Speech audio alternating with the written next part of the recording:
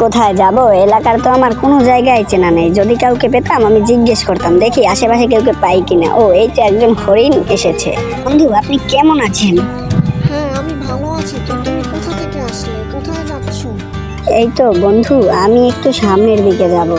তো আমি এই জায়গাটায় নতুন এসেছি, তো কোনো জায়গা চিনছি না, তাই তোমাকে বলছি আমাকে এই জায়গাটা কোথায় যায় বলতে পারো?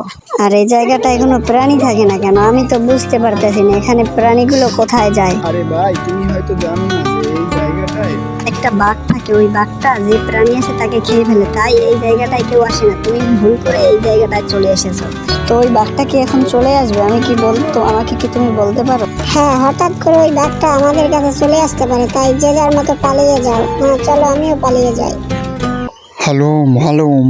আর এই বেটার ছেলেদের আমি ধরে খাবো। ওরা গেল কই? আমার জিভে পানি এসে গেল, কিন্তু ওরা পালিয়ে গেল সব ওই হরিণটার জন্য। ওই হরিণটা আমাকে সুস্থে কোনো খাবার খেতে দেয় না। তো ছোট্ট বন্ধুরা, ভিডিওটি ভালো লাগলে আমাদের চ্যানেলটা সাবস্ক্রাইব করো।